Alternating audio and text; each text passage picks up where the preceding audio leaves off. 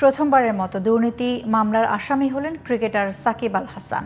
Share বাজার থেকে ২৫০ কোটি টাকার বেশি আত্মসাতের অভিযোগে তার বিরুদ্ধে মামলা করেছে দুর্নীতি দমন কমিশন। সাকিবের সাথে আসামি তালিকায় রয়েছেন আরও ১৪ জন। জানাতুল ফেরদৌসের রিপোর্ট।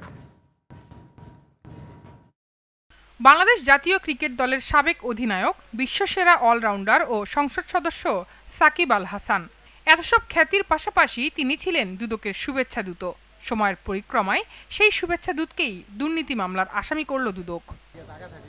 ৫ আগস্টের পট পরিবর্তনের পর মাগুরা ১ আসনে আওয়ামী লীগের সাবেক এই সংসদ সদস্যের বিরুদ্ধে শেয়ার বাজার থেকে ২৫৭ কোটি টাকা আত্মসাতের অভিযোগ আসে দুদকের কাছে।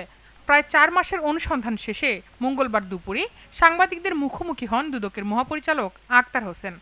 আসামি মোহাম্মদ আবুল খায়ের হিরু কর্তৃক শেয়ার বাজারে যে কারসাজিকৃত paramount insurance limited, crystal insurance limited এবং সোনালী পেপারস লিমিটেডে শেয়ারে জনাব সাকিব আল হাসান বিনিয়োগ করে মার্কেট ম্যানিপুলেশনে যোগসাজশ করত সরাসরি সহায়তাপূর্বক সাধারণ বিনিয়োগকারীদেরকে শেয়ারে বিনিয়োগে প্রলুব্ধ করার অপরাধ অনুসন্ধানকালে প্রমাণিত হয়েছে।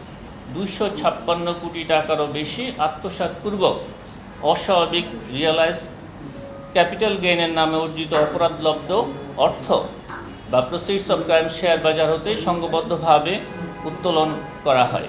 দুদক মহাপরিচালক জানান, সাকিব আল হাসান এখন ফৌজদারি মামলার আসামি। তার বিরুদ্ধে তদন্ত কর্মকর্তা যে কোনো আইনি পদক্ষেপ নিতে পারবেন। এটা একটি ফৌজদারি মামলা এবং এই মামলার তিনি একজন এজাহার নামীয় আসামি।